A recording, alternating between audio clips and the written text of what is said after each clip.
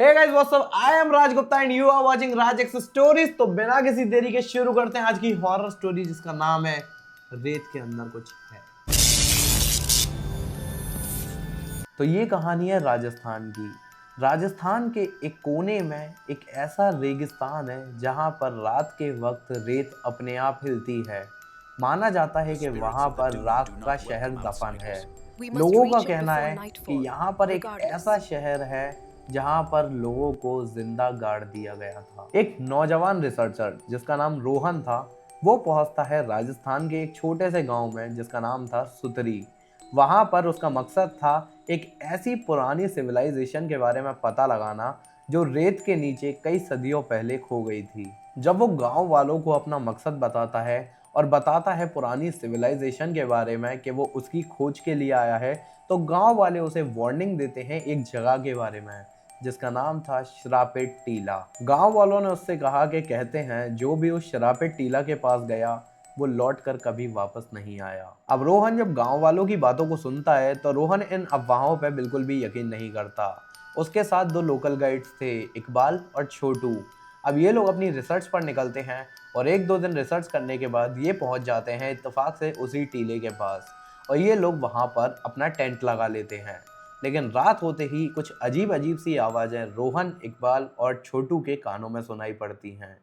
ये आवाज़ें कुछ इस तरह की थी मानो रेत अपने आप चल रही हो। अचानक से इकबाल का टेंट हिलने लगता है और एक ही पल में इकबाल जमीन के नीचे समा जाता है।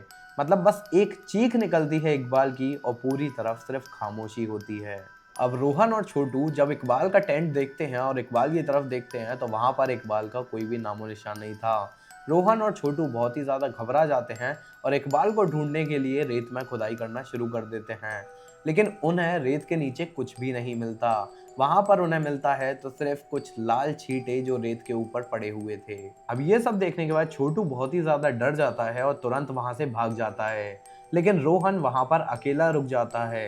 रोहन की क्यूरियोसिटी ही थी जिसने उसे वहां पर रोक लिया था। अगली सुबह रोहन को एक पुराना सैंड कवर्ड मिरर मिलता है जैसे वो रेत से साफ करता है और जैसे ही रोहन उस मिरर के अंदर देखता है उसे साफ करने के बाद, तो रोहन बहुत ही ज़्यादा शौक में आ जाता है क्योंकि उसे अपनी इमेज दिखाई नहीं देती। उसे दिखाई देता है उसकी खुद की एक डिस्टॉर्टेड इमेज जिसमें उसकी आंखों से खून बह रहा होता है। अब जब रोहन अपनी इमेज देख रहा होता है उस मिरर में, तभी उसे पीछे से एक आवाज़ सुनाई देती है, रेत की कोख खोल दो, उन्हें आज़ादी दो।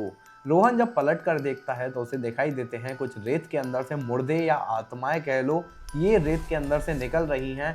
कुछ भी नहीं बोल रही हैं, बस खामोश खड़ी होकर रोहन को देख रही हैं। उन आत्माओं ने ना तो रोहन पर अटैक किया था, ना ही वो रोहन से कुछ बोल रही थी, बस खड़ी खड़ी रोहन को घूरे जा रही थी। अब रोहन समझता है कि ये वही लोग हैं जिन्हें सदियों पहले रेत के अंदर जिंदा गाड़ दिया गया था। असल में सदियों पहले 99 लोगों को वहां के राजा ने जिंदा गाड़ दिया था क्योंकि उन लोगों पर राजद्रोह का इल्जाम था। अब रोहन ये सब चीजें अपने कैमरे में रिकॉर्ड करता है और वहां से तुरंत भाग जाता है। रोहन को उस रात एक सपना आता है कि रोहन रेत के अंदर धंसता जा रहा है। अब रोहन की आंख खुलती है तो वो देखता है कि वो सोया तो अपने घर पर था, लेकिन वो अचानक से रेगिस्तान में आ गया है और गर्दन तक वो रेत के अंदर धंसा हुआ है। रोहन इतना सब देख के घबरा ही रहा होता है, तभी उसके कान के पास एक आवाज आती है, तेरी क्यूरियोसिटी ने हमें जगा दिया है और अब तू भी हमारे साथ रहेगा। रोहन काफी ज्यादा चीखता है, चिल्लाता है, बहुत आवाजें लगाता है, लेकिन कोई भी उसकी मदद के लिए नहीं आता और बस उसे दिखाई देता है उसकी आंखों के सामने कई लाल चमकती आंखें जो सिर्फ उसे ही घूरे जा रही हैं रेत के नीचे। रेत पर बहुत सारे खून के दाग रह जाते हैं और वहां पर रोहन और रोहन की जात कुछ भी नहीं मिलता। गांव वाले अगली सुबह जब उस जगह पर आते हैं तो वो देखते हैं कि हर तरफ सिर्फ खून के छींटे पड़े हुए हैं और रोहन और ऐसा कोई भी आदमी वहां पर नहीं है। वहां पर सिर्फ रोहन का एक कैंप लगा हुआ था, उसके अंदर सारा सामान वैसा का वैसा ही था, सिर्फ उसमें रोहन नहीं था।